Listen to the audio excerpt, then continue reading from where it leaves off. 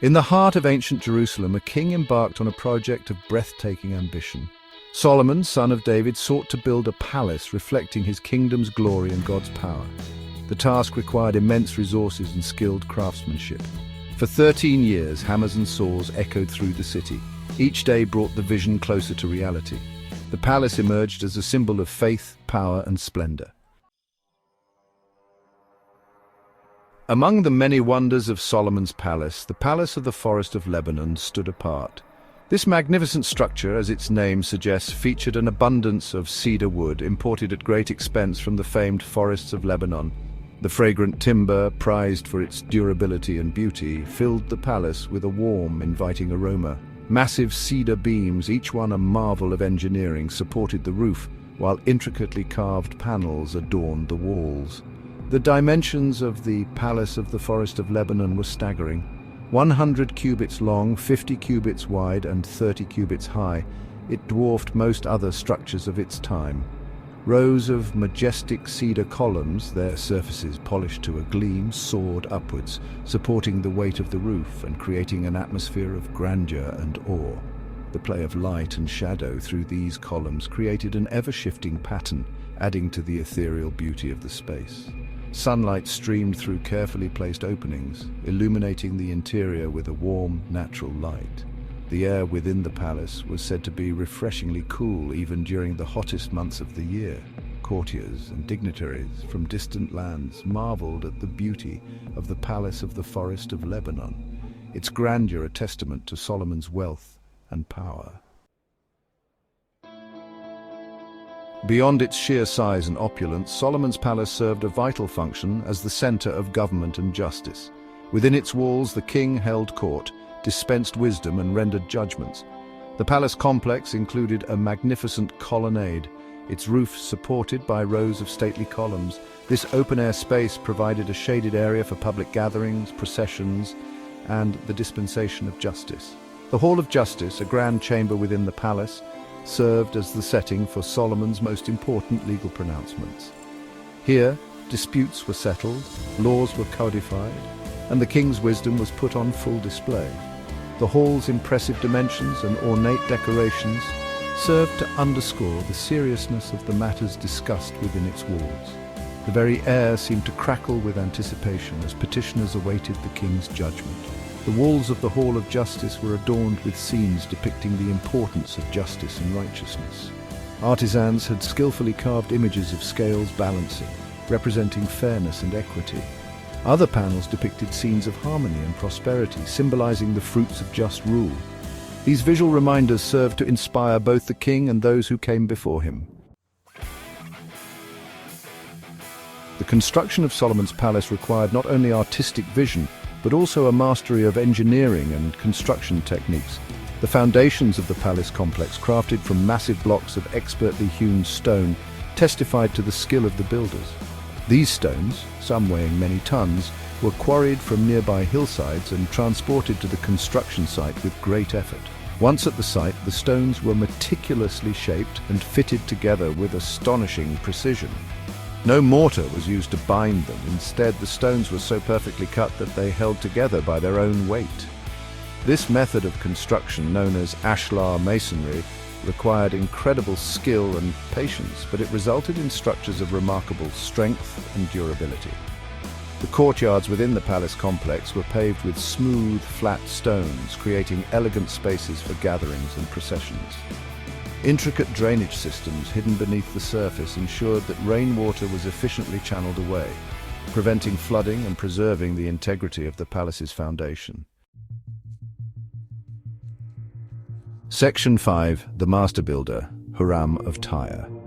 No account of Solomon's palace would be complete without mentioning the extraordinary contributions of Huram, a master craftsman sent from Tyre.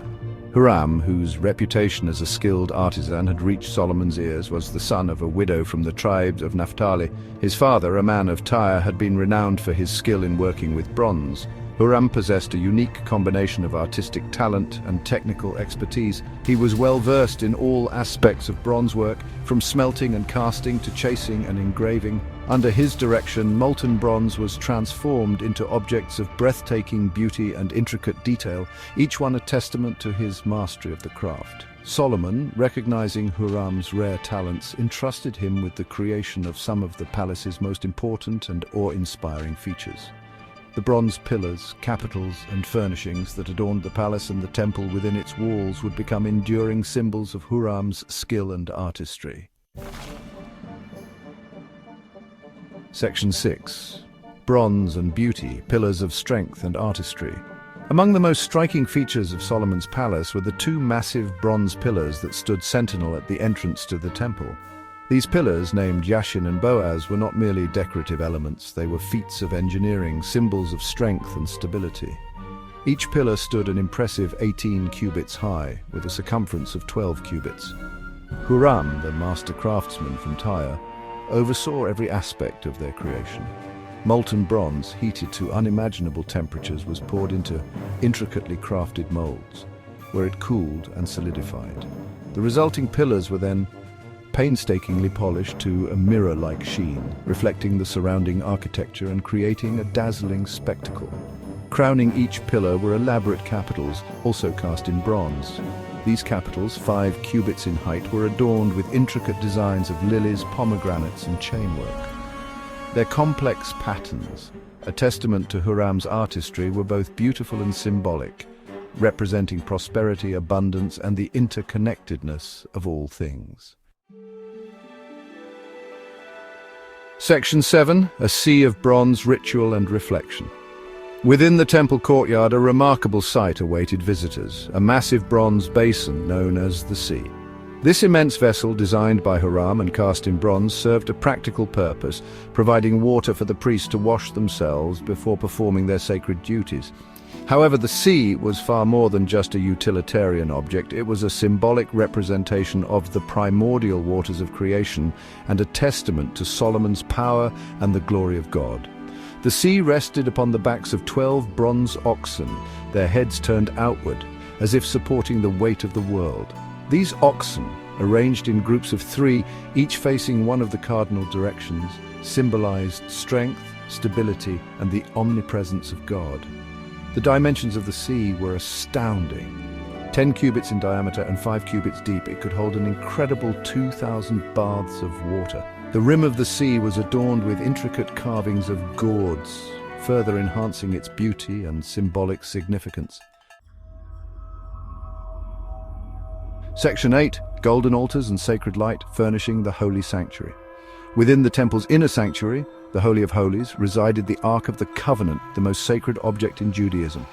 This sacred space, accessible only to the high priest, was furnished with the utmost care and reverence.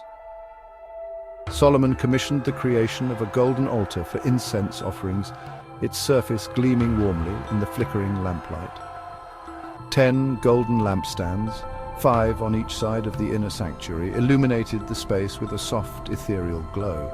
These intricately crafted lampstands, their branches adorned with delicate almond blossoms, were kept constantly lit, symbolizing the eternal presence of God.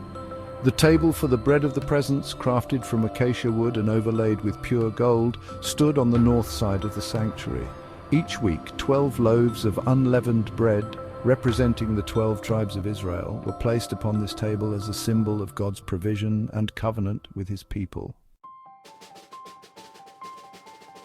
Section 9. Treasures for God, Dedication and the Promise of Glory. With the palace and temple complete, Solomon dedicated them to God in a grand ceremony. The Ark of the Covenant, containing the stone tablets upon which the 10 Commandments were inscribed, was brought into the Holy of Holies and placed beneath the outstretched wings of 2 massive golden cherubim. Solomon, standing before the altar, offered prayers of thanksgiving and dedication, his voice echoing through the vast spaces of the temple. He prayed for wisdom to govern his people justly and for God's continued blessing upon his kingdom. The completion of Solomon's palace and temple marked a high point in the history of Israel.